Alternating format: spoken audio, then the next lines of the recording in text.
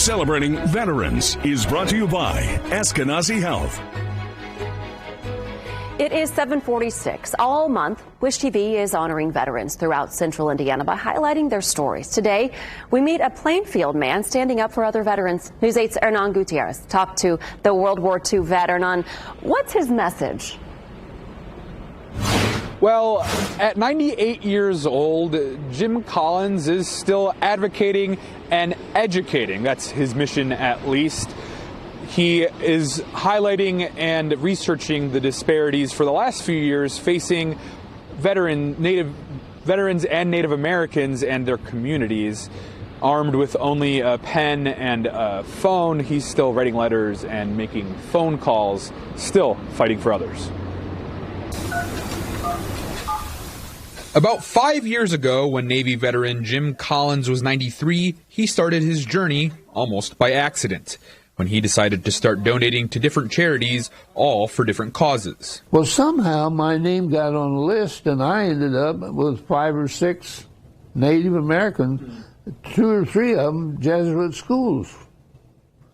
Well, at that time, I had enough money that I could spare a $50 check.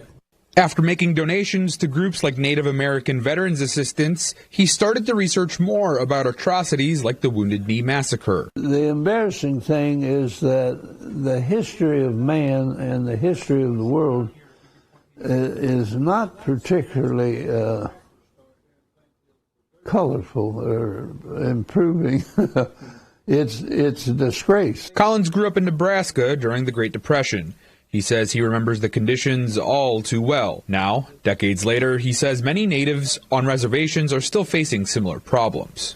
When you realize what people are living in poverty, and they're waiting on somebody else to help them find food, it just drives you nuts. In the Navy, Collins served at a field hospital in the Philippines toward the end of the war.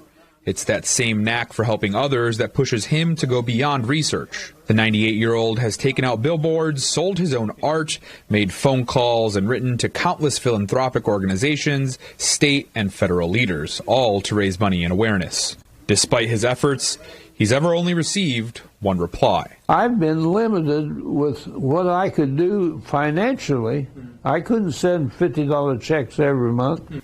He hopes his message can eventually inspire change. And the next thing you know, somebody's asking Congress, what the hell's going on? That's all I was hoping for.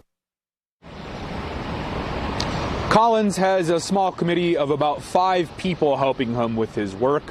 Their next goal, tackling how to take their message to social media. Reporting downtown, I'm Hernan Gutierrez for Wish TV, wishtv.com, and like us on Facebook.